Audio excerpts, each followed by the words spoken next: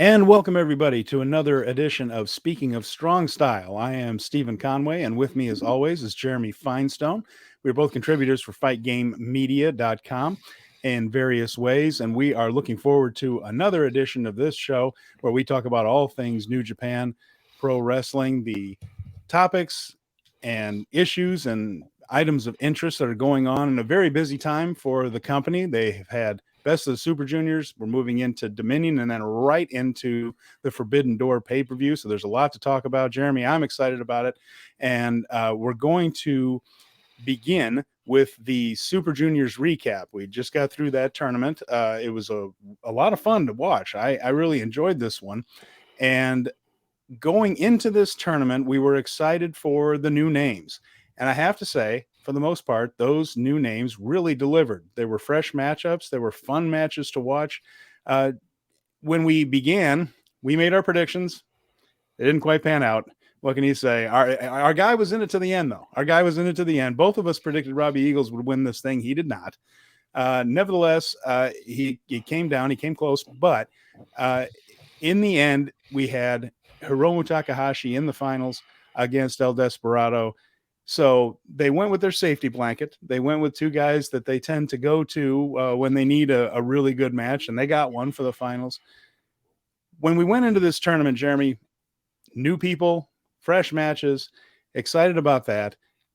For the tournament for you, did expectations meet the reality of the tournament for you? I think I had to retemper my expectations a little bit. You forget when you're watching something like New Japan that it's not Western wrestling, if you will. Mm-hmm. And you are looking for the gratification and the storytelling that they're giving you, but you're looking at it sometimes through a lens of what you're familiar with. In hindsight, I was totally happy with the Best of the Super Juniors. Also, in hindsight, I had way too many expectations about what they were going to do on their 50th anniversary, given that they wanted to be safe and that I had planted a flag on Okada being the champion for the majority of the year. So why wouldn't they also be safe when it came to how they treated their junior heavyweight division? It's also one of those top divisions in the world in which people come everywhere to compete and to test their skills. So having Hiromu Takahashi win it in the end really shouldn't have been a surprise. The only thing to me is that we're getting to that point where Hiromu needs to be looking at going to the heavyweight division, and putting him in this doesn't feel like he's going in that direction anytime soon. Yeah, it doesn't. And I think that they have made Hiromu the junior heavyweight Okada. And what I mean by that is this is a guy that right now attendance isn't great. I mean, we saw at Budokan Hall there for the finals, not a particularly full building right there. Part of it is that the rules and regulations in Japan about not being able to cheer, not being able to boo, doesn't make it as appealing a live event to attend as it used to be. You can't go in there and just, boo the heels, cheer the baby faces, and get involved the way you could. You have to sit there quietly and you have to stomp and you have to clap, which isn't as satisfying as a fan. I think that's really hurt their attendance. Part of it is also, we've mentioned before, that while they have some of the best workers in the world, the pandemic has made a lot of the matchups stale, and we've seen them all a lot of times. So looking at, for instance, the Budokan Hall show right there, you saw Hiromu versus Desperado. Great match. It's a great match every single time. Those are two of the best junior heavyweights in the whole world. But we've seen it several times recently. It's not, and I think the fans looked at a card that was mostly multi-man tags and this match that they've seen a few times, and it didn't quite energize them. So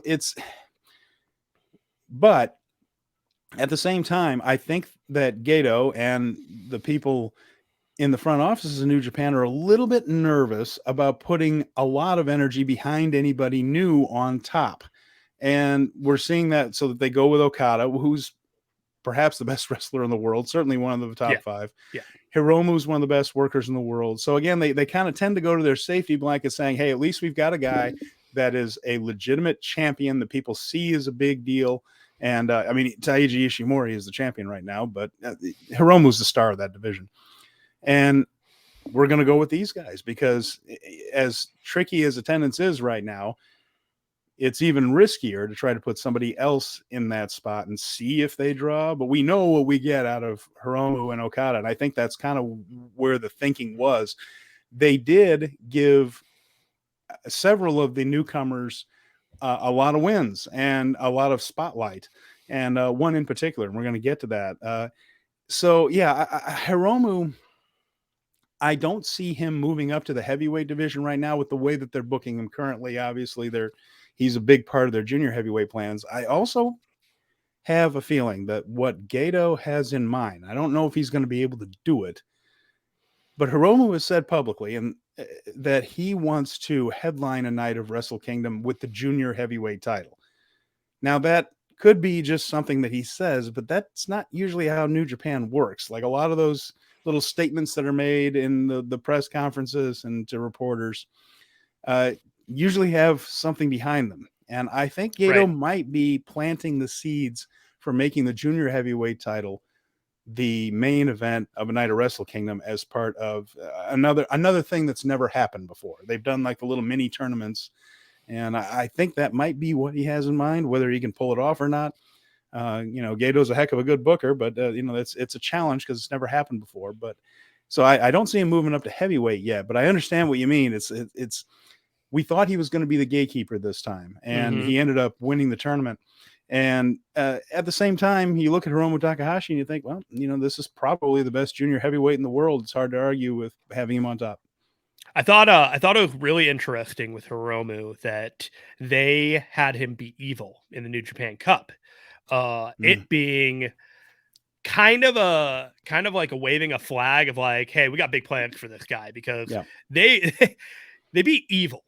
Yeah. Like I for people that are unfamiliar, like Evil is I don't want to say like the Miz because that's an insult to Evil, but his matches are the Western theatrical bullshit finishes that, the other guy should have won, but Evil got snuck away with another one. And so when you have Hiromu just beat him, and I think he beat Evil with his own move, like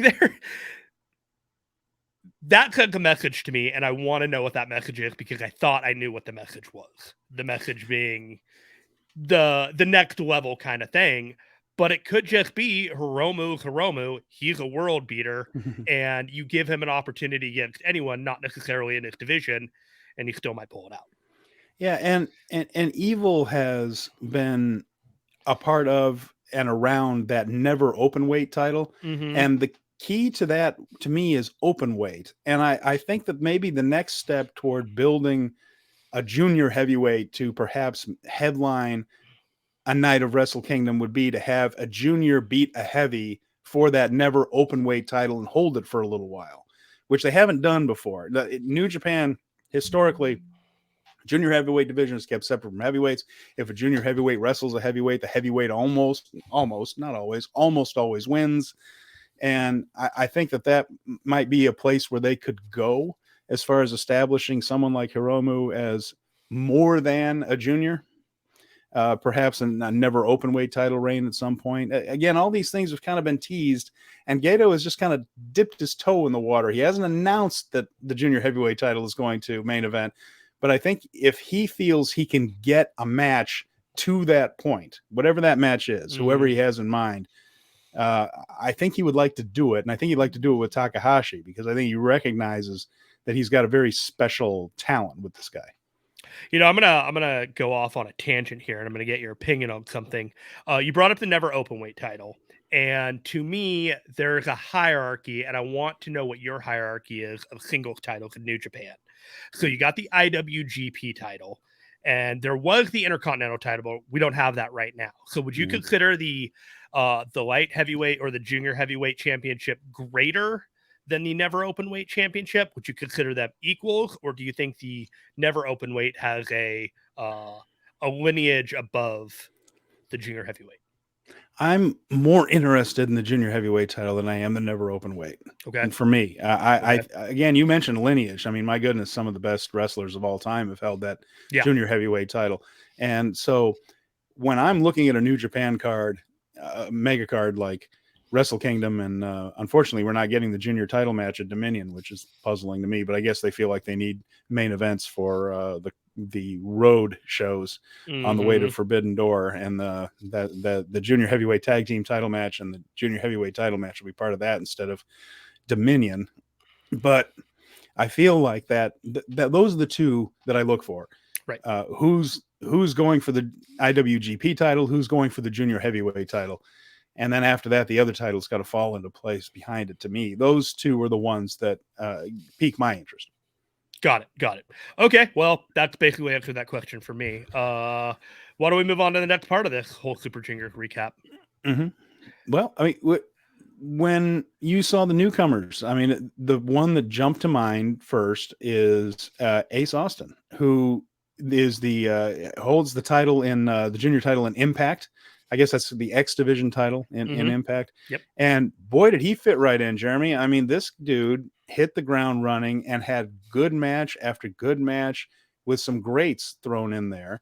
He seemed to get the Japanese audience very quickly. He seemed to kind of understand how to play to them. The card up the sleeve was a hit. And of course, they were just stringing us along, setting us something up for what happened at the finals, where he actually, after being kind of a babyface most of the tour, turned heel and joined up with Bullet Club. But Ace Austin, boy, we're going to be seeing him some more in New Japan, and I'm looking forward to it. This is a guy who blended right in. He's the guy that when you say he's done the work before he ever came to the Super Juniors tournament, the dude has been doing the work over in Impact. I don't watch every show, but I try and make sure that I catch up. And this is the best that I've ever seen Ace Austin look in the Super Juniors. But I need to say that with a full caveat that he never looks bad in Impact, if that makes any sense. It's just the television, the style, the booking. They don't have Super Junior matches over an Impact. It just doesn't happen. Yeah. So when you got to see this guy just cut loose, have 9-10 matches that highlighted his skills, but his ability to mesh with styles outside of his own, you saw why they did what they did with him and give him further potential to represent Bullet Club both in Impact and in New Japan. Probably because Jay White won't be in Impact as much in the future. But hey, Chris Bay and the Good Brothers and Ace Austin as a faction in Impact is going to represent the faction really, really well. I think that was a solid choice. Another one that I really liked, Francisco Akira of the United Empire. He didn't have as many matches. He didn't have the campaign that Ace Austin did. But when I watched him, I couldn't take my eyes off of him. It was just one of those, that intensity and integrity that he had inside the matches and making sure that everything looked crisp, everything was represented well, the way that, as an emissary coming into New Japan, like whoever picked these guys, they knew what they were looking for, and they knew that these were the guys to put a great tournament together. He didn't end very well in the brackets, but sometimes the brackets don't tell the story of the performance. That's very true. And the key also for him was, like you said, just like strong matches with different styles, and the matches weren't the same. It wasn't just him doing his act and getting his stuff in. Each one was a little different, and I appreciated that. Now, the one thing that I wanted to say, because our first edition of Speaking of Strong Style, I mentioned that I thought Alex Zane looked a little slow coming out of the gate in the first two matches. Okay. And I thought that I said, in my defense, I said that I thought he was going to recover and do a lot better.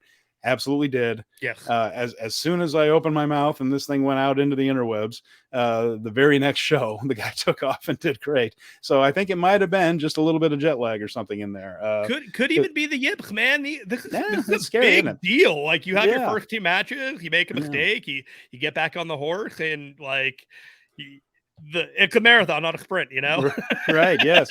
Yeah. And he picked up the pace later on for that marathon and did really well. And both he and Ace Austin piled up a lot of early points, and then they fell off, which is a story Gato tells a lot. John Moxley in the G1, for instance, won, I believe, his first 4 matches and then kind of lost out for a while. And, think like, well, and that's one of the way, it's a way to keep a guy in the mix late into it, but not have them win. And we said that a regular was probably going to win this thing. We thought it was Robbie, but so those guys were treated with a lot of respect. They were given a lot of victories and acquitted themselves well, I thought. So so Alex Zane, just wanted to say publicly here, you absolutely did recover and have a heck of a good tournament, and it was good to see again fresh matchups, man.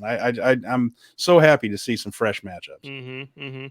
I look forward to stuff like Alex Zane versus Ace Austin when they have an eventual grudge match, the Show versus Yo 2.0, stuff like that.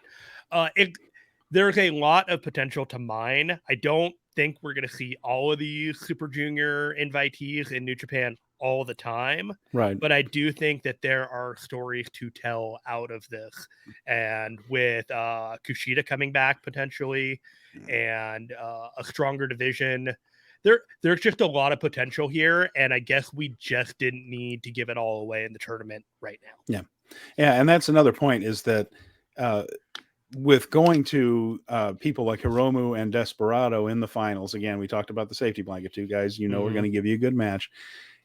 It's one of those things where the spotlight, and then they're going to go on to face Ishimori. That's the thing, is like Hiromu's going to wrestle Ishimori for the title. Again, bringing a new person in, maybe not as important, because we feel very confident that at some point, either at Dominion, which is kind of where I'm leaning because it would make the biggest splash, or after that junior heavyweight title defense, Kushida is expected to return to New Japan. I don't see it going any other way than him walking out, getting that big kind of a wow ovation, and him challenging either the winner of the upcoming title match, if it happens at Dominion, or whoever just won that title match and becoming right into the title, going right into the title picture. That's the only way I see this happening, because he is an all-time legend. There are 2 ways that this could go. Hiromu could have just won the tournament to give him one last push as they direct him in the new thing, whatever directions they have on him, if it's not winning the title, and then having a match with Ishimori, and then, like you said, Kushida comes out and he's the next challenger for Ishimori, and maybe Ishimori holds it on for even longer, and then they get into the end of the summertime and he does a title drop. It did seem really sudden that he won the title right before Super Juniors. So if he's going to be a transitional champion, there's nothing more obvious than to have him lose the title in one of his first 5 title defenses. It's not what I would do, but at the same time, like, the excitement for the junior division isn't meted out by who wins. It's by the excitement of the matches that they have. Yeah, well put. And speaking of which, what were your favorite matches from this tournament? I think even though I didn't want him to win, that Desperado Takahashi match at the very end really did just kind of bring it all home for me. I blanked on who his opponent was, but the second match that Akira had in the tournament very early on was the one that just made me like, okay, this is my guy from here on out. Was it Alex Zane by any chance? It might have been. It might have been. That's one's on my list. Is Zane and Akira? I thought had a terrific one. There was only one night that I actually missed completely, and that was just because life got in the way. But when I was going back and writing it down, I was like, okay, Akira in this match, and then all of a sudden I just brain fogged and forgot who it was. But basically, Akira, somewhere in those first 1 to 3 matches, had one that it's like, okay, we got the Super Juniors again. Like it felt like, okay, I'm home. Here we go. Let's have a Super Juniors tournament. And then I tried to view it the rest of the tournament in more of a clinical, like, not who I want to win, but how are the stories that these guys are telling. It being an opportunity that they had after 2 years of no fans clapping, maybe not even leaving the States in a way, or wherever they were, and how they're able to perform and how quickly they're able to adapt was really the way I approached it, I think. Yeah. And What about you? I really, oh, sorry, go ahead. No, I said, what about you? What was your favorite matches? Well, my favorite matches were, I mentioned the Zayn versus Akira. I really enjoyed.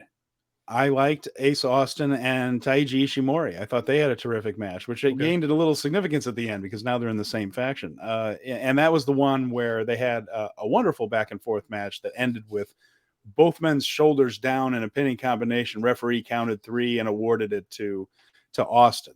And I enjoyed that. I really enjoyed that match. But Robbie Eagles and El Phantasmo, those two had a hell of a battle. And it was the main event of a show. And El Phantasmo has now 2 different times put over an opponent in the main event at Corcoran Hall during the juniors tournament that just captivated the audience. Yeah. And a couple of years ago was the famous match with Rocky Romero.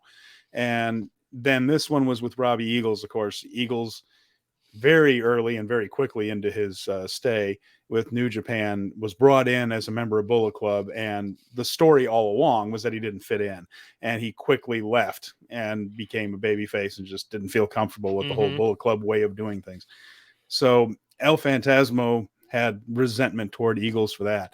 All that came out in this match. They had one of the longer matches, which is another thing I wanted to mention, is that they only did a few shows that had preview tags. Most of the shows were 10 tournament matches, which meant they had to be kept fairly short.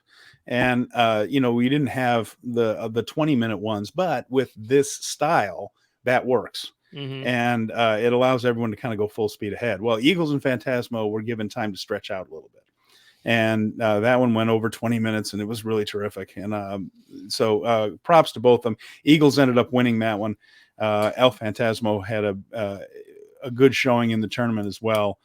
He's a fabulous heel, and just a good job by them. That was also a linchpin match where the final night was completely predicated on those results. So throughout the tournament, there are linchpin matches where, like, on certain nights, the entire direction of where the tournament is going, and they trusted those guys to put basically one of the most important matches of the entire tournament, and they delivered. By far did they deliver.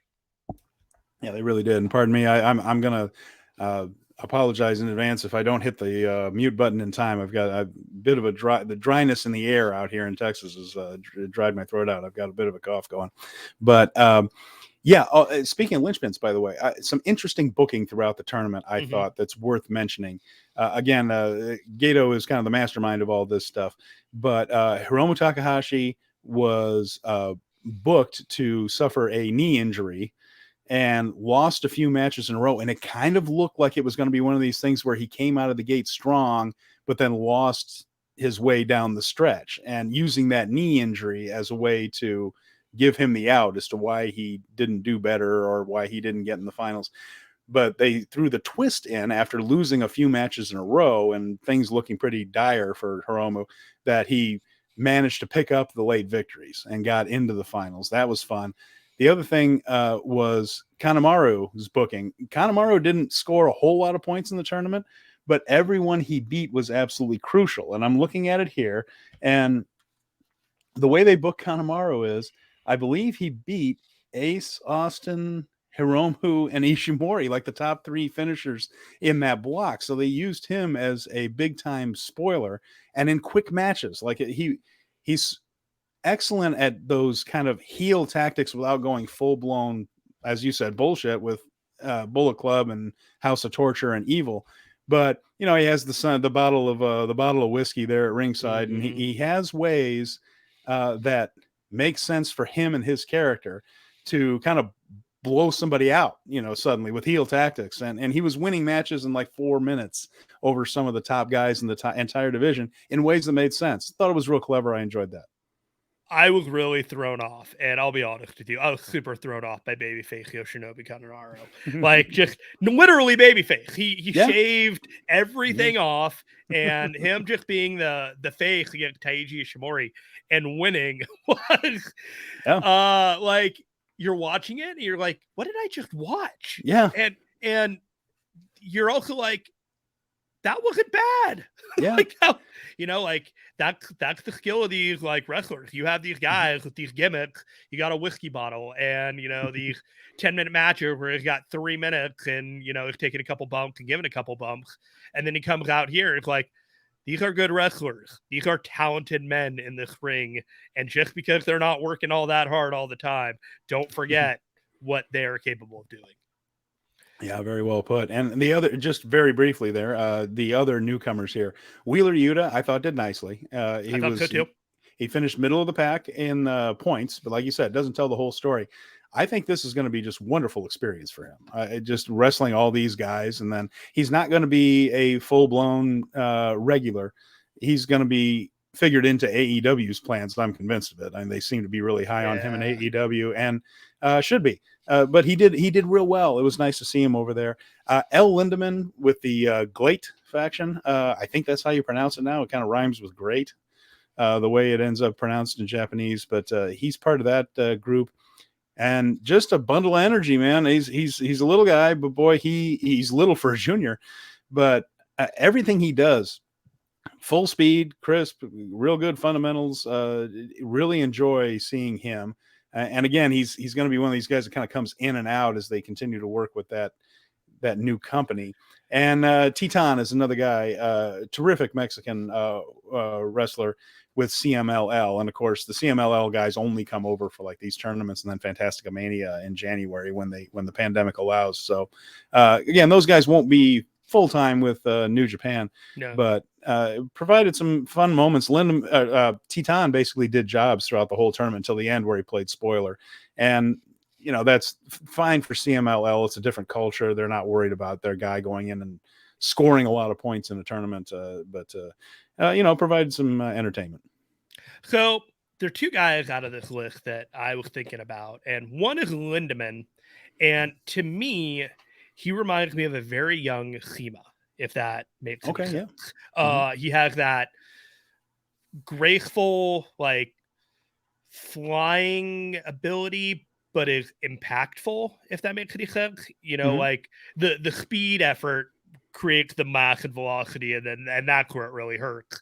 He's that kind of guy that I want to see more of him. And I don't know where I'm going to get the opportunity with what I watch other than New Japan. So I hope to see him again. Yeah. The other one is Yuta. And this is going to be a really interesting time for him because he's going to come back and you're going to get an impression from the AEW fans as to what they think some time in New Japan, how that changes their perception of somebody. Like he's in Blackpool Combat Club. It is a main event faction right now, but he is not considered a main event star. He's probably behind Daniel Garcia right now. Behind Sammy Guevara and a bunch of those other guys that Ricky Stark, he should be behind those guys. Yeah.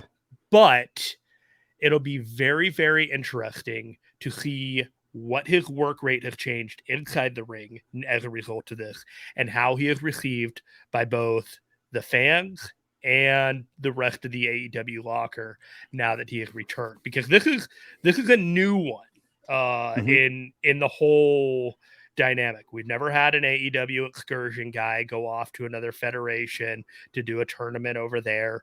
So we are looking at what the perception return is going to be on that, how people feel about him. And I think it's going to be different than it was before he left.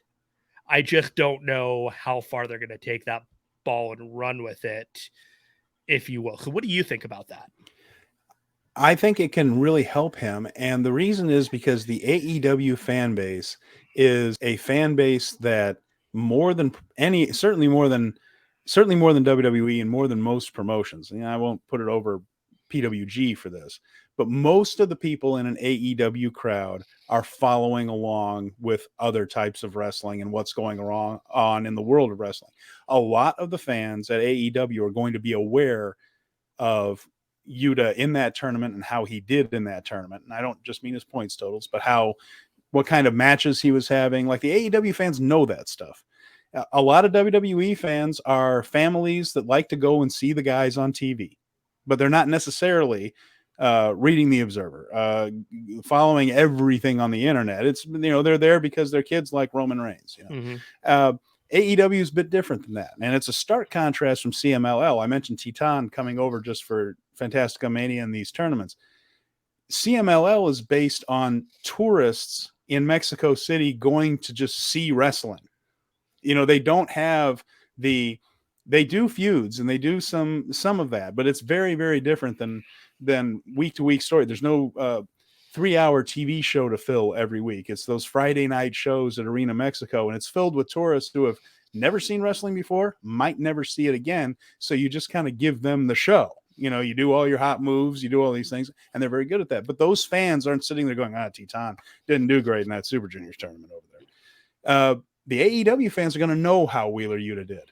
And combined with seeing what he learned while over there, and there's no doubt that working with those guys taught him a few things in an already talented package that Yuta has, they're going to be aware of it. I think they're going to be looking for certain things. And I think they can even throw in some things, some junior heavyweight moves if he does, numero dos, or if he does, I think some of the fans, just a little percent, maybe just enough of a percent in AEW will see it and kind of get a pop out of it. It's something that would be interested if they experimented with, like, how much are they paying attention? Right.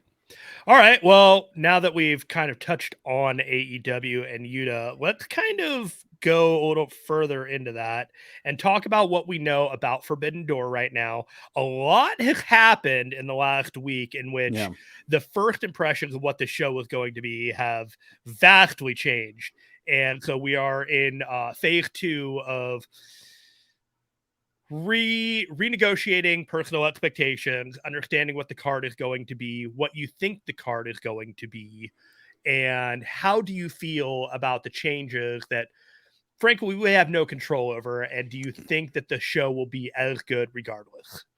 I think it'll be good. I mean, the novelty of seeing New Japan guys in there with AEW guys is going to be intriguing enough for everybody. I'm definitely looking forward to the show. I still think we're going to have Tanahashi. I mean, so just to catch up, at Dominion, we're going to get Hiroshi Tanahashi, who was going to just go straight to Forbidden Door before and wrestle CM Punk, of course. Now, like you mentioned, everything's changed. So AEW, they're going to have that battle royal on Dynamite. Winner faces number 1 contender Jon Moxley. Later that night, the winner of that match goes on to Forbidden Door to wrestle who? Well, they wanted to have some kind of semifinal final structure on the New Japan side. So what they did was they made Hiroshi Tanahashi against Hiroki Goto at Dominion as a singles match, and then the winner of that one's going to go to Forbidden Door. I think that it's going to be Tanahashi. Tanahashi walked out on the ramp, made this big entrance. They talked about how he was one of the very best of all time. He is, but the announcers put him over as strongly as you can put over another human being. And I don't think there is any way on earth they're going to flip that script and suddenly have Goto, who is a terrific worker, and I like Goto. Yes, but you can't undercut Goto. Yes, has no presence in AEW so far. Good. You can do it in the future, but right now, no. I think this is just a singles match so that they can have a semifinal final structure on the New Japan side. And I think Tana's going to go. After that, the thing is, the way New Japan books, you can't announce anything for Forbidden Door until after Dominion because they play it very close to the vest with that stuff. That's the rules in New Japan. So this main event appears to be overly complicated. And the only reason you overly complicate something is because you plan on doing something in the middle of it. Full confession, when they announced that New Japan was going to have a match, in my brain fog mind, I thought it was going to be Ishii and Tanahashi, which, like, they just had that match. Yeah. And it was a hell of a match. And I was like, why are they doing this match again? And then I realized it's Goto and Tanahashi. And then I was like, not why are they doing this match again? Why are they doing this match? So you're right. Tanahashi should win. And there shouldn't be a question of it.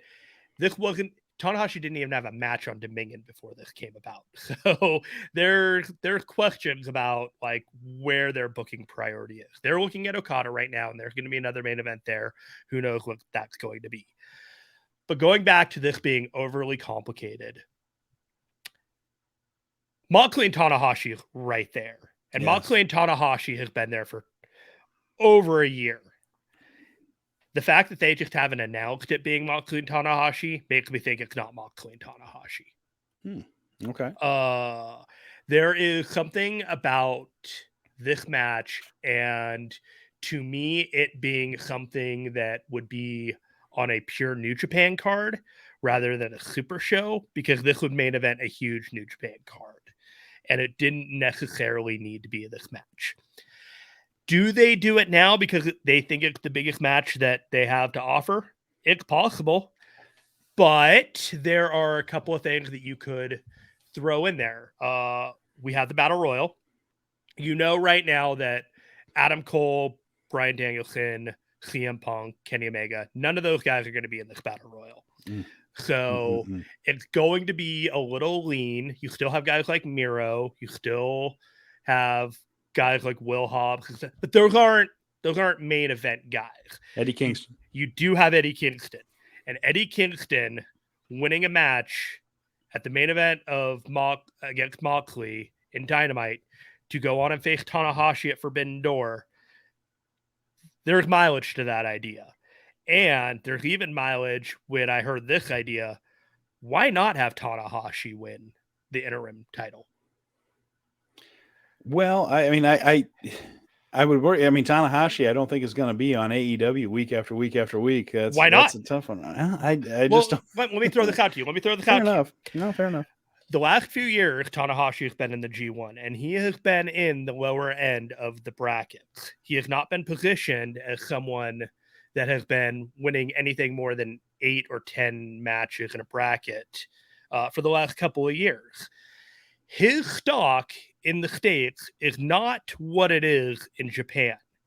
There is a theoretical idea that you could put Tanahashi front and center, having great matches, defending a title in AEW, while there are a number of other guys over an excursion, keeping them away from Tanahashi for future matches that they might have. And then you could have that Punk and Tanahashi match in September and bring it all back to normal. You could do that.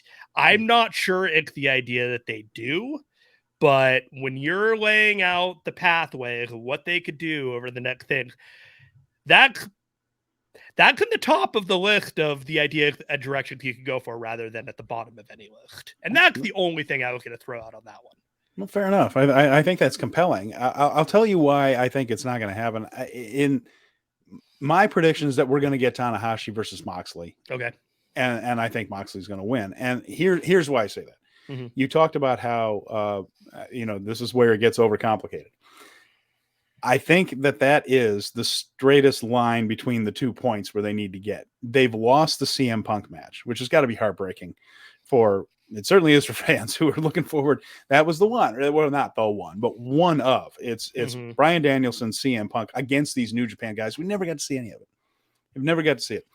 And now we're going to have to wait a little while longer, unfortunately. So what do you have? Well, now you need an interim champion. It needs to be somebody that you can trust with that title that the fans are going to believe in. And I think Moxley fits that bill. I also think Kingston's kind of an interesting underdog choice just because they have that dynamic. They've wrestled each other before in that sort of I love you and hate you type of feud they had. So another match between Kingston and Moxley wouldn't break anybody's heart. And Kingston, my God, that guy's on a roll, isn't he? Just so interesting, everything he does. So that's a dark horse. But again, we've been talking about safety blankets, and Tony Khan and Gato are two totally different bookers. But the idea of we've lost Punk, shit, what do we do and what can we give them when Punk comes back that'll be interesting? And I think it gets easy to just say, okay, we've been circling this match with Moxley and Tanahashi for a year now that they've been kind of and there's a pandemic and who knows what's going to happen. Is like, we can do this now. Now we can do it. And we can have it happened, and I know you said it could headline a New Japan show. Yes, it could. He's an AEW guy. I mean, he's both. He has the deal where he's with both, but he is an AEW guy. And I think Tony Khan would think, well, maybe we can get a little something out of the Tanahashi Moxley match and not just New Japan. Yeah. I have a feeling that temptation is going to be a little too strong. The idea of having, let's do the match. We each have a big star at this Forbidden Door thing, and we get the interim champion that we feel comfortable with. So I think that this might be a safety blanket kind of situation where it's a way to get back to a guy they know can draw on top. And so that's just my feeling. I think they are going to take that direct route. But you make a very interesting point, and Tanahashi isn't in the midst of anything over there. Tanahashi in an interim AEW title, and no one would bat an eye. No. It would be interesting. And it's also, you have the interim. The interim word, which changes everything. Yes. To me, there are clear indicators that Tony Khan is not interested in giving anyone a 2-time world champion title in AEW. He is saving that. I think he's saving all of these things. Otherwise, like, he would have stripped Punk of the title. He's got these ideas. He's got these dreams of where he's going to have everyone in their stature. Maybe Hangman Page is the first 2-time AEW champion, and his run wasn't as long because he's got that kind of thing. Plans change all the time. I get that, but and you can certainly tease the idea of a 2-time champion the second Omega's back. 100%. So there are things out there that he just doesn't want to give away, and You take all these little pieces of a jigsaw puzzle and you turn it into a Sudoku game, I guess. Like, you take all these things and then you find the right combination. Like, okay, all of these pieces fit. This is going to be a clutch layout right here. So, like we were saying, we talked about Forbidden Door. We're going to be talking about it in 2 weeks after Dominion when all of this has become far more clear. But I will ask you on a scale of 1 to 10 right now, how excited are you for Forbidden Door? Because we don't know the matches at all. It's tempered a little bit because what I'm dreading is the idea that it's just going to become a bunch of 6-man matches to get everybody on the card. Mm-hmm. And without anything really meaning anything. But I have faith in Tony. I have faith in Gator that they'll put together something special. I'm going to put it at 7.5, and I'll feel better if, for instance, we get Cobb and Great-O-Khan challenging FTR for the Ring of Honor titles or something like that. Now I'm on board a little bit more. They haven't announced that, but Cobb and O'Khan didn't show up on Dynamite for no reason, right? And so when you start seeing those things, like the champions or former champions facing, getting a shot at the other guy's title and stuff, that's when I start getting fired up about a show. And they seem to be leaning that direction. So I'm going to put it 7.58 right now. And if those matches start getting excited, that'll just go, or announced, that'll just go up. Where's yours? Yeah, I'm kind of at a 6 right now. I feel like things are really safe in terms of like how they're going about announcing and putting this card forward. A lot of it has to do with Dominion. A lot of it has to do with injuries. I want to be at an 8. I think I'll get to a 9 by the time the show is there. I think once they hit overdrive, things are going to look real fun, and we're clearly just in warm-up mode right now. You got a guy here shows up. No one's actually touched each other besides the FTR, which was before the pay-per-view. Right. So it's already in the rearview mirror. I'm getting there. I'm not where I want to be in terms of like personal anticipation, but they have done nothing to ruin anything for me. And that's you can do that very easily sometimes. You can do that very easily. We see it all the time. I understand you have another history lesson for us this time. And so I'm going to give you the floor to educate me and the rest of the other viewers here about what you got in the history of New Japan. All right. I'm going to bring up my notes here. This is my favorite part. Of course, my wrestling history website, ringsidereplay.com, it covers a lot of things over the years. But one thing it can't cover, Jeremy, is Dominion, because Dominion's too new. This is going to be, and we're going to talk about Dominion here, since that's a big show coming up. We're going to go over the history of this one. Dominion has been Osaka's show. Wrestle Kingdom always takes place in Tokyo, of course. No one disputes that. And Dontaku, and there have been other cards that have come and gone, like Battle Formation and things like that. But Dominion was created in 2009, and it has been in Osaka every year since. This will be the 14th. And it began at the Osaka Prefectural Gymnasium, which is a smaller building than the current Osaka Joe Hall. And I'm going to cough. So, a moment, please. Doing a great job, man. You keep it up. This is actually my favorite part of the show too. You got to play her. No, gotta get back on the horse there. And I'm the one. Sorry about that. I'll be glad when this is over, boy. And I'm the one with COVID. I've had it too, boy. We need to be in our little bubbles here. Just put us in a little plastic thing and just have us roll down the street. So, Osaka Prefectural Gymnasium is what the first one took place. After that, it was at a place called the Bodymaker Coliseum, but slightly bigger building. Then it moved to Osaka Joe Hall when Osaka Joe Hall opened. Now, the first show, attendance was, good grief, here we go.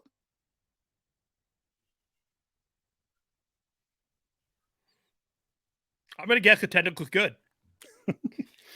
It did well for that building. Now, this was not the largest building in the world. The first attendance was about 5,800, and it hovered just under 6,000, which is about what that building would hold. So it did well right out of the gate, but it crept up steadily each year. Now, the Bodymaker Coliseum was a little bit bigger. Osaka Joe Hall is quite a bit bigger and holds about 12,000 when full. The peak was 11,901, and that was back in 2019 for Okada versus Jericho, if you remember that one. Big crossover match there when Jericho was wrestling Tanahashi and then Okada and all that. And that was when he was kind of a free agent type of thing. So an IWGP title match has headlined every single edition of Dominion.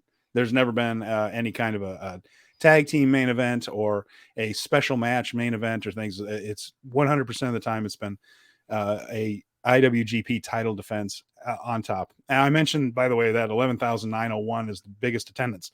That was in 2019, just before the pandemic restrictions lowered attendance. We'll have to see what ticket sales are like this year.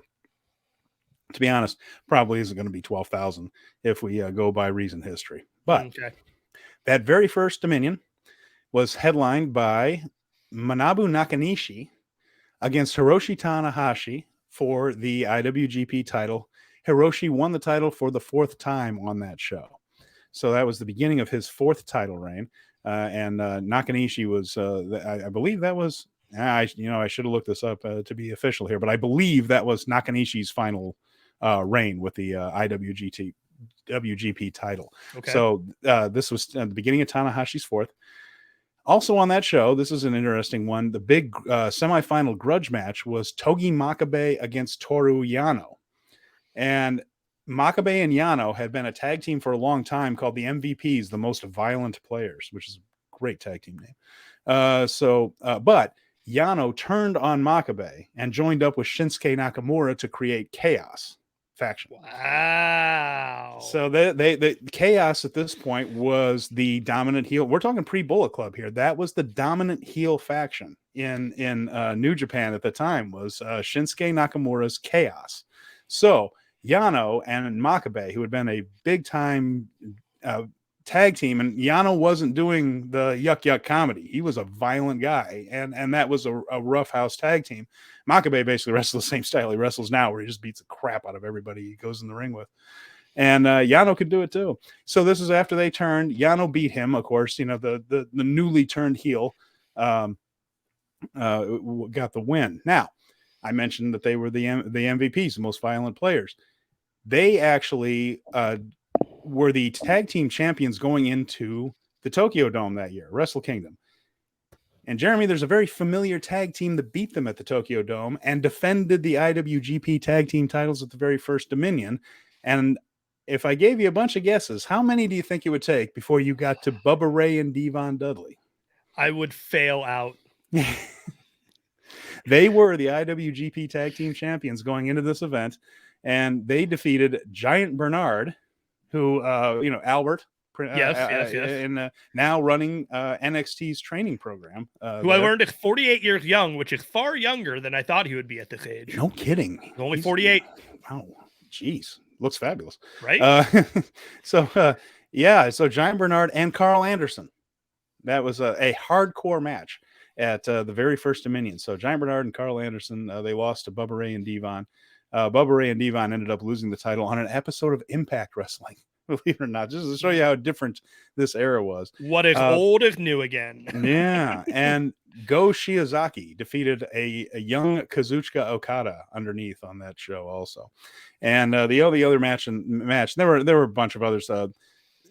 Black Tiger and Tiger Mask wrestled each other on that one. That was the fourth Tiger Mask, so just a little bit before Rocky Romero. And then the big multi-person tag team match, Chaos, Shinsuke Nakamura, Takashi Iizuka, who's now retired, Jado and Tomohiro Ishii defeated Hiroyoshi Tenzan, Tomoaki Honma, Wataru Inoue, and Yuji Nagata in the big Chaos versus New Japan match there. So again, Chaos, newly formed faction, the heel turned by Yano, the formation of the faction, they went over strong in this event there in Dominion. So that was the very first Dominion in 2009, and every year since. And attendance until this damn pandemic had been creeping up and up and up.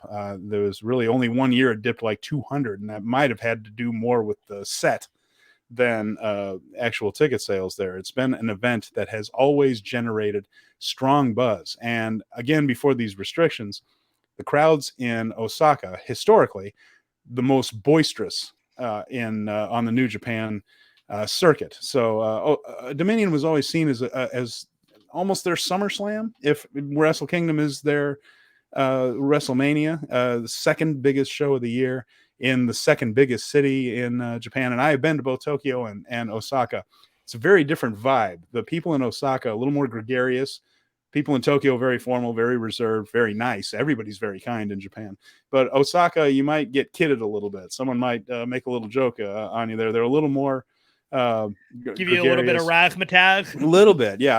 I was wearing a Chicago Cubs shirt, which is my ball team when I was in Osaka. And the guy points at the shirt and says, "Cubs." And I said, yeah. And he goes, Cardinals. And I'm like, oh, we had this. So, in Tokyo, they would have been worried they had offended me if they had done that. But how long did it take for Dominion to become the number 2 show? It was pretty much the number 2 show right away once it got there. Now, there were others. Dontaku was a big deal, but Dominion, this one was designed to be a biggie. And coming in June, it's kind of on the opposite end of the calendar. So again, similar to, it's 6 months away from the biggie, right? So it kind of provides that peak between Wrestle Kingdoms, the same way that SummerSlam is around 6 months after WrestleMania. So it was designed to be what it is, which is a major date on the calendar to post Wrestle Kingdom, start building toward Dominion with, a little bit of New Beginning, a little bit of Dontaku, the way you get the other pay-per-views in WWE as you build toward the big stadium SummerSlam show. So like they don't really break show. Yeah, it was the number 2 show right from the start, and they started it by putting over Chaos Strong and doing a title change in the main event. So it landed with a splash, and been a big deal since. So the next thing we just wanted to talk about, that's our little history corner today, and in 2 weeks I'll have something else that fits in with the time of year. Now, Jeremy, there is another thing, another date on the calendar. As we look to the future? Yeah, as we look to the future, and it is the announcement that's fairly recent that New Japan, which is owned by a toy company called Bushiroad. Well, that toy company is it's a conglomerate. It's a monster entertainment conglomerate known as Entertainment Bushiroad. Empire. Yeah, Entertainment Empire. They do well. Let's put it that way. One of their divisions is New Japan Pro Wrestling. Another one is Stardom. I would say it's the top women's group. Certainly the top. I would say it's the top women's group in the world. Really, I think it is. And they're going to do a show together, and this is going to be a co-branded show. So not a Stardom match on a New Japan show like they've done as guests at the last couple of Wrestle Kingdoms. This is going to be Stardom New Japan show. So what do you think about this? This is exciting. We talk about opportunities for women in wrestling to have the same platform as men. And in order to do that, you need to book them in a way where they are equals. Bushiroad is getting ahead of that, even though it's 2022, and a lot of us feel like maybe this should have happened earlier. 2022 being an opportunity for Stardom to potentially main event a show over a New Japan talent. Like, wouldn't that be the bee's knees if Maya Iwatani and Starlight Kid somehow were in a main event above Okada, whoever is the IWGP champion? Like, that should be the end game. Like, is putting these women in a position where you don't even question that they deserve to be in the main event. And I don't watch a whole lot of Stardom, but I've been trying to find ways to do so, because whenever I hear someone talk about Stardom, I don't hear drama about the workers or anything like that. You hear how good these workers are. You absolutely hear that they tore the house down, or that you should be watching these women. And this is the opportunity in which Bushiroad and New Japan are like, yeah, you know what, you should be watching these women. They're just as good as the men, and we're gonna show you. So Great-O-Khan and Hiroshi Tanahashi came out for the press conference on this thing, and this is to celebrate 15 years of Bushiroad being in existence. So they're taking two of their wrestling platforms together. Excuse me. And they're going to put on the Super Show. It's probably going to be a lot like that New Japan Ring of Honor Super Show in Madison Square Garden, where they have battle royals, try to get everybody in there. I think it's going to be more like that than whatever Forbidden Door is going to be, because both of those promotions are owned by Bushiroad, and there's going to be a lot easier cooperation in order to see a completed whole vision, if you will. But there's no bad news out of this in any way, shape, or form. This is the kind of thing that is going to put everybody on the map even more. New Japan, I don't really think there's a whole lot of benefit from New Japan, except for maybe that 5% of Stardom fans that don't know what New Japan is and wasn't willing to try until now. It's possible, but just what a great idea, and I'm glad they're finally doing it. What do you think? Yeah, I'm excited about it as well.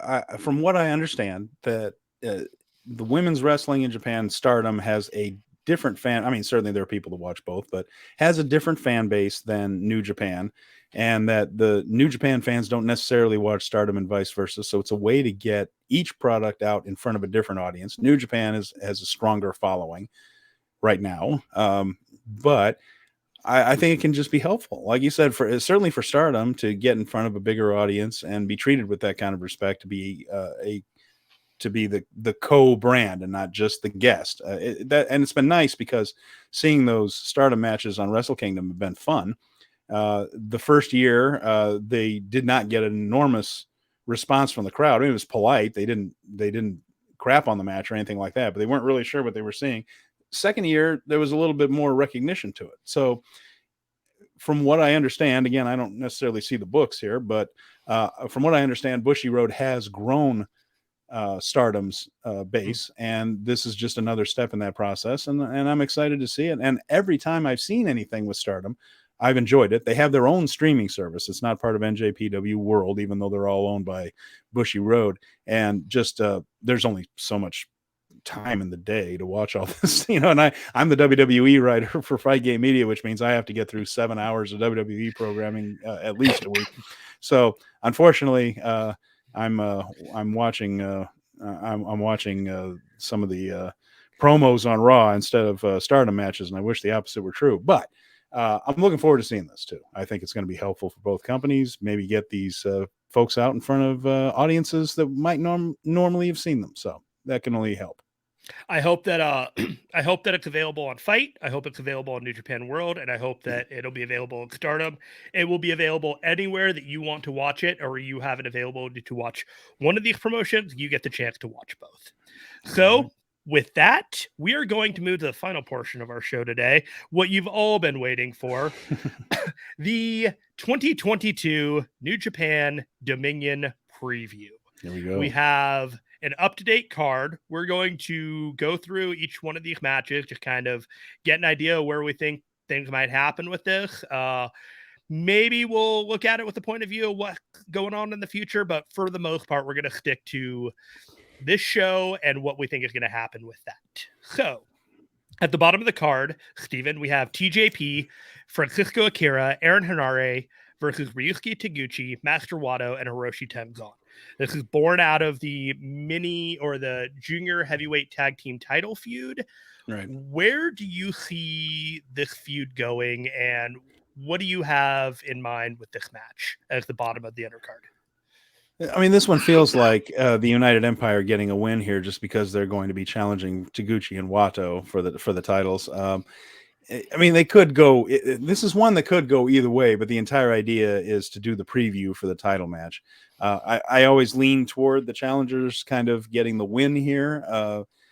You can usually look at a New Japan 6-man tag and kind of figure out who might do the job here. Mm-hmm. And I don't think things look great for Hiroshi Tenzan, but I think that might be it.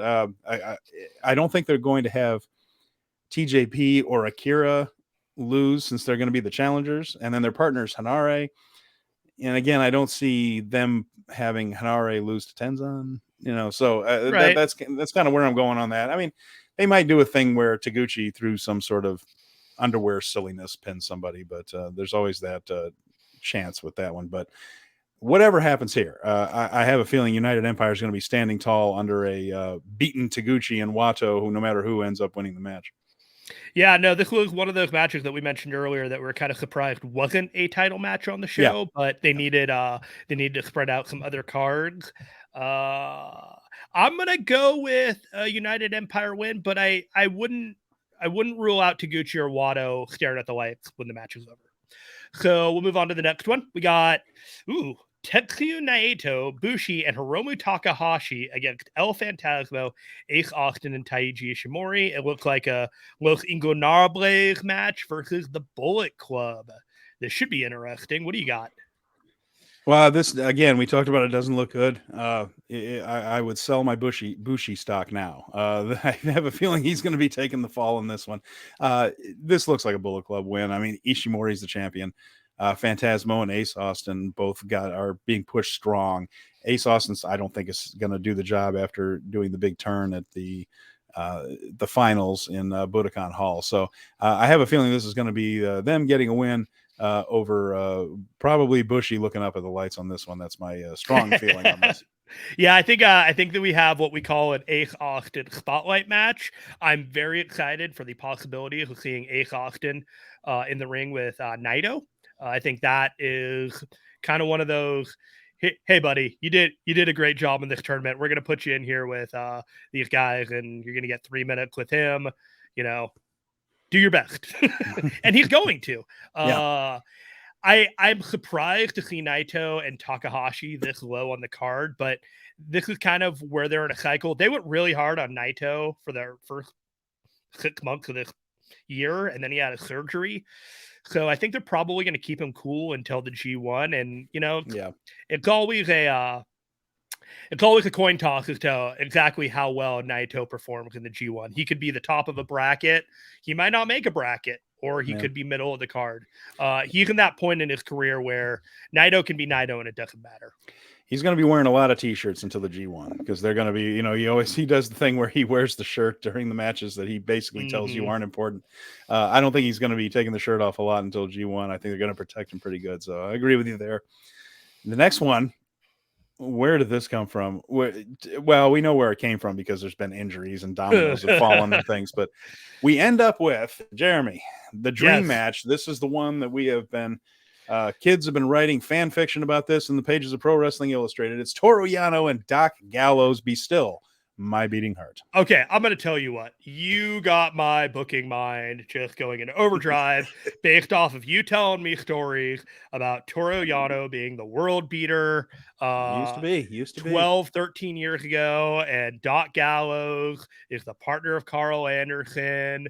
There's a little bit of world right there. You guys can have these guys just go hard, beat each other with chains, just go pillar to post and just tear the whole place apart. Or you could just handcuff them to the ring and get a count out. I'm not really sure which one is going to happen. I know which one I'm betting on. I have a feeling this is going to be a lot of Toru Yano comedy spots right there. And it's going to be followed up with our second favorite, the House of Torture, Evil, Yujiro Takahashi and Sho. This is a title match. We have the never openweight 6-man title matches against Suzuki-gun, Zack Sabre, El Desperado, and Kanemaru. And this one's intriguing. I'm actually not totally sure which way this one's going to go, Jeremy. Honestly, I think it's the Zack Sabre Jr. winning the never openweight titles with Kanemaru and Desperado. I told you I was going to go looking forward into the future, but there's definitely an idea that I've had with the trios titles making a trip over to AEW while the G1 was going on. And if Zack Sabre Jr. happened to be one of the 3 men with the title, I could think of 3 other guys in AEW that would be a great 6-man title match if you wanted to go down that route. With that said, Evil Sho and Yujiro Takahashi could win this match, and I wouldn't even bat an eye. The way that they got these matches set up, yeah. I know what I want to see. I know what'll happen.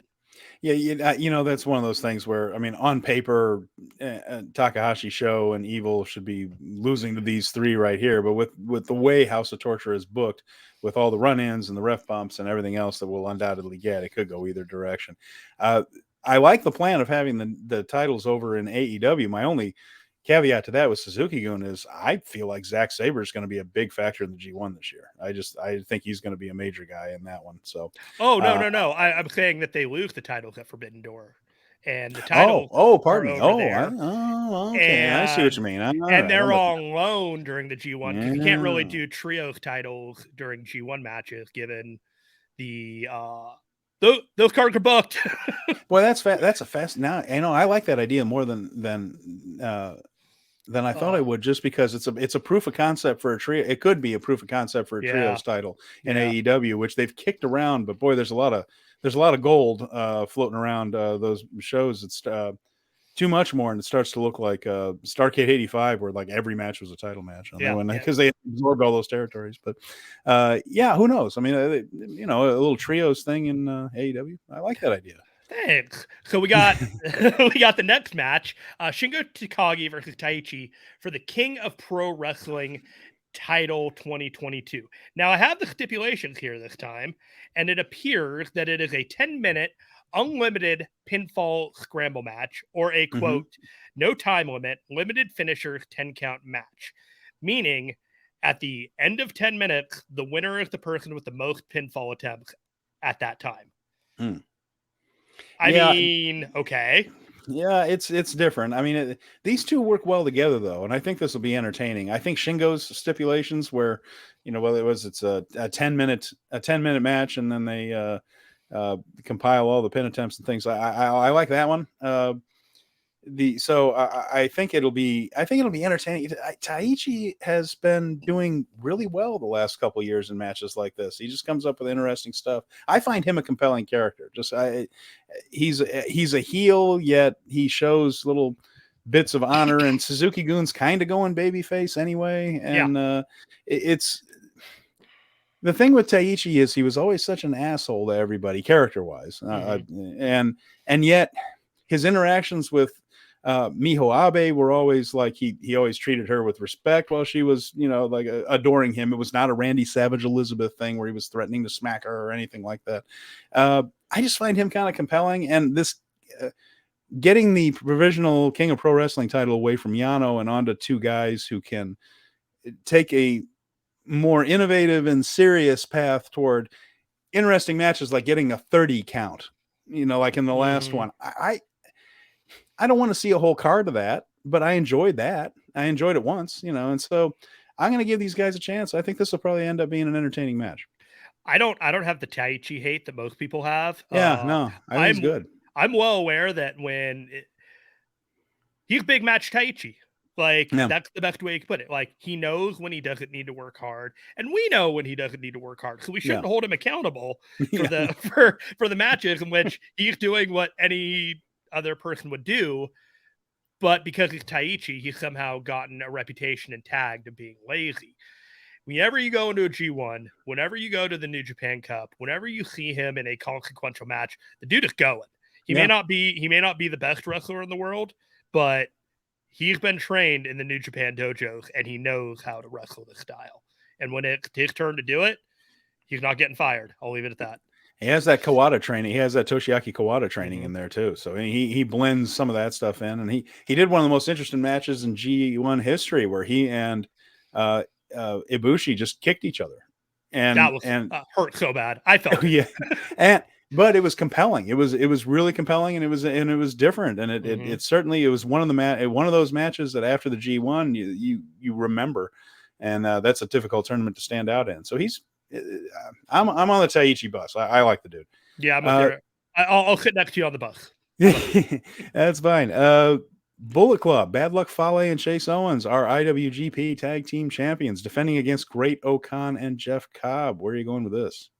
I feel like it's a United kind of get the titles on them, and they seem like the guys to win the title right now, even though they lost the titles in a 3-man and a 6-man where they didn't get pinned, right?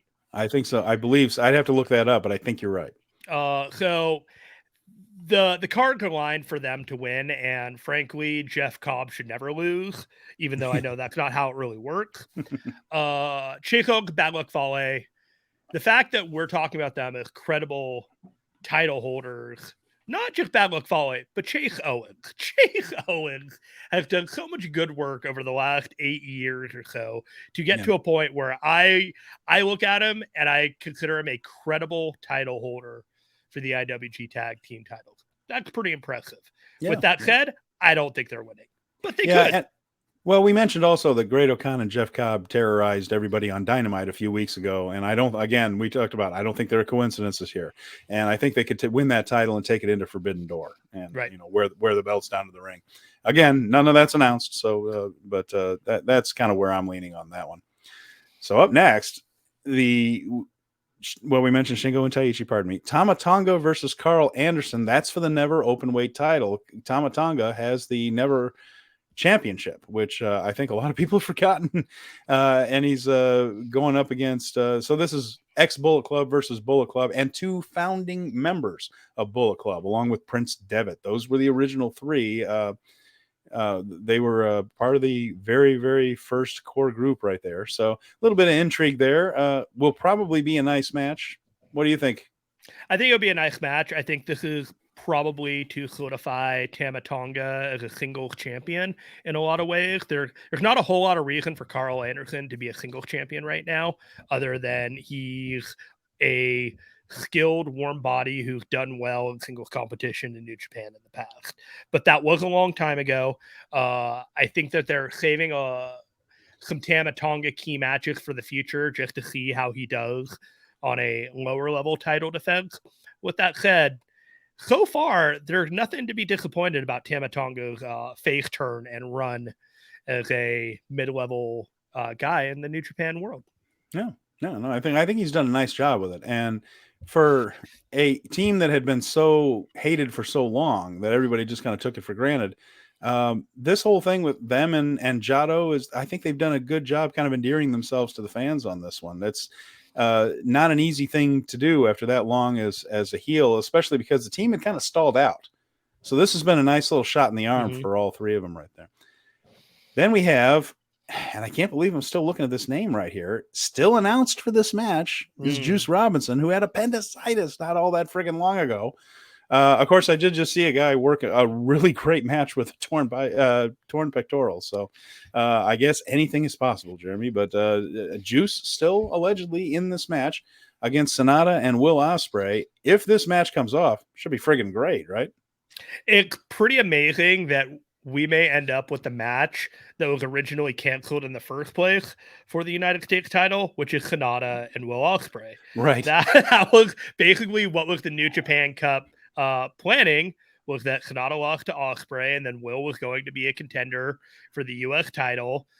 All these plans changed. Yeah. Juice ended up with the title, and I don't want to say hot shot booking, but it's as close to hot shot booking that New Japan does for their company. They had the guy come out and basically say, I don't want to wrestle anymore on a nationally syndicated Western broadcast radio show.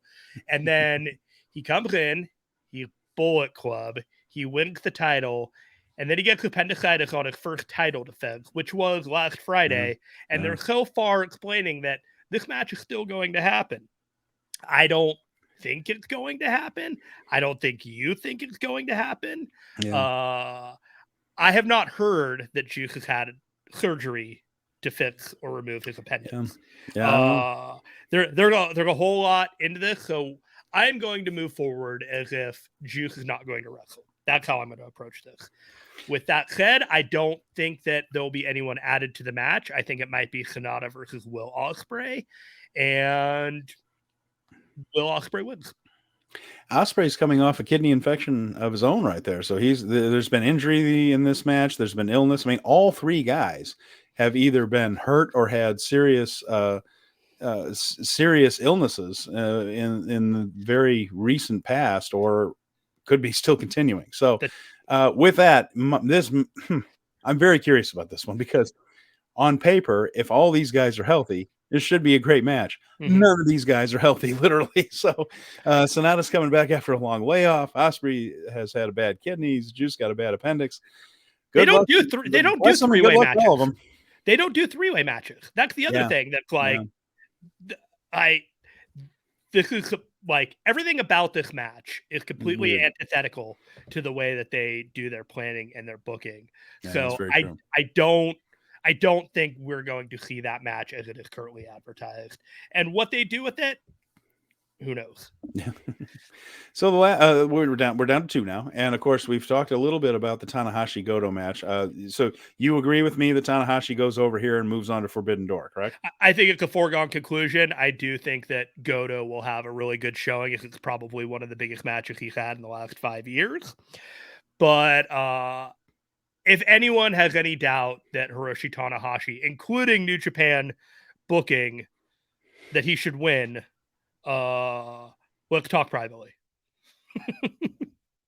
Yeah, I don't see any other way around it. I think it's just a way to have a good match on a card that Tanahashi can win and go into Forbidden Door. But speaking of Forbidden Door, we are expecting a IWGP title match at some point at Forbidden Door, and that means that either Kazuchika Okada, the current champion, or challenger Jay White will go into that with the IWGP strap. Jay White, here's why there's a shadow of a doubt. If what I'm about to talk about hadn't happened, I just said, well, Okada's going to win this match and go to Forbidden Door. Jay White interrupted the announcement of Forbidden Door. You remember that they had Tony Khan, they had one of the New Japan officials. I'm blanking on which one Obari. It was now. It was, yes. Thank you. It was him. And he interrupted that announcement. So Jay White has always been figured into the plans for Forbidden Door. Now, that doesn't mean he's going to go in as the IWGP champion. Again, we talked about Okada is their big match guy, the guy they feel the most comfortable with when they need to have something really, really good on top. And Okada's the guy. That's the only shadow of doubt that goes into my mind, is because Jay was part of that announcement. And so he's put himself in the discussion or was put in the discussion. He didn't just do that himself, but the angle was that he was going to be a big part of Forbidden Door. That said, I don't see New Japan sending Jay White over as the IWGP champion, but I think he's going to be figured in at Forbidden Door. I just can't figure out how. So my prediction is still Okada, but not nearly as high a percentage as it would have been had White not been part of that announcement. Yeah, I think you're onto something. I think the idea for this show before things really got underway is that, Adam Cole, Bryan Danielson, Jay White, Mhm. Okada, they were all the top guys that everyone had talked about. They were all going to have moments in there where, they Yeah. were going to face off against guys from the other company. Jay White is a very, very big star. Is he the biggest star that New Japan has? No, that's Okada. Right. Tanahashi belongs ahead of him. There Hmm. are things that he can do to increase his stock with fans up to this point, but there's nothing that they can do now before Forbidden Door. Yeah. Like the valuations of all these guys have already been established, and trying to artificially pump or deflate that at this point doesn't look proper, if that makes any sense. It wouldn't sit well with people to do anything other than stay the course with what you're doing. That's part of the reason why I was kind of a little iffy on Tanahashi at first for the main title, because if you're watching New Japan, he has not had that level of prominence in the company as, say, like the Okada or even like Naito. He didn't even get one of those title matches that Naito had. He had 2 title matches. In my mind, Tanahashi could have had one of those post during around the New Japan Cup, but they decided not to. So now you're at a point, like I was saying, like artificially inflating the value of some of these guys doesn't may not be received well. I'm not saying that Tanahashi shouldn't be in the title match. I absolutely think he should, but whatever work was put in to set these guys up to where they were going to be, that time is long past. We can't do anything now to get people where they need to be. So Okada should be the guy. Okada should be main eventing this show. And Jay White can be dastardly Jay White in the upper mid card, but that doesn't feel like AEW has the right guy to face Jay White and stand strong, if that makes any sense. It does feel like this card has probably been blown up, rewritten, and blown up again a couple of times just due to the rash of injuries to top guys that we've seen Mm-hmm. across North America and Japan the last few months. So, still looking forward to it. We'll see what they do with it. I agree with you. I think it's going to be Okada. Like I said, maybe not the biggest, as high a percentage as I would have thought, but I still think it's going to be Okada with Jay in an important spot a little bit lower. So, with that said, Jeremy, I think we can wrap this one up and come back in a couple of weeks when we have a little more clarity for Forbidden Door and Dominion is behind us. I've enjoyed this. I thank you very much for joining me here and doing another edition of Speaking of Strong Style. Before we wrap things up, let's make sure that you get all of your information out there, your socials, and et cetera. You can find me at Jer Finestone on Twitter. I have the show Speaking of Strong Style and Parallel Worlds with JD Oliva on the Fight Game Media Network, where we talk all the nerd stuff, comics, Star Wars, interviews with creators, that kind of thing. And Speaking of Strong Style, Speaking of follow strong us there. There you go. And of course, I'm SM Conway 88 at on Twitter, and I write about WWE for FightGameMedia.com, and I have RingsideReplay.com as well, my history website, which is working on more entries for that. I was just doing some a little bit before the show, so hopefully we have more of that soon. So also for the folks here, FightGameMedia.com. Don't forget to take a look at the Patreon. There's a lot of Patreon exclusive shows, great content, really good analysis and coverage of wrestling, MMA, boxing. 2 people in a ring, we got you. And so just take a look. It's very, very affordable and very, very valuable. There's a lot of great information there. It is impossible, Jeremy, to follow all of boxing, all of MMA, all of pro wrestling. It's just too much, but you can get it distilled down with expert analysis and opinion, fightgamemedia.com, and on the Patreon. Don't forget to check it out. It's definitely worth the money if you want to follow this industry. Let me put it to you this way with this Patreon. I can't look my fellow coworkers of the Patreon in the eye and tell them I don't have time to listen to their podcast. Yeah. Well, there you go. There's a lot of content, guys. $5 a month. This is part of the Yeah. free content that you get. But man, the stuff that behind the paywall, you'll really like it. It's strong. It's strong. I listen to it as I'm going about my business at work when I can focus. I'll just put it on. I can absorb all that information and do some multitasking. So with that said, I hope you guys check it out. Thank you very much for joining us for Speaking of Strong Style. We'll be back in 2 weeks, health permitting. Good grief, we've been taking a beating here, you and I, just like everybody else seems to be. But we hope to be back in 2 weeks, and we'll be covering more of the issues, events, and entertaining events going on with New Japan Pro Wrestling. Thank you very much, Jeremy Finestone. For Stephen Conway, I'm Stephen Conway. You're Jeremy Finestone. We'll get all this. We're heavily medicated too. Peace out, you guys. Bye, everybody. We'll see you in 2 weeks. Take care.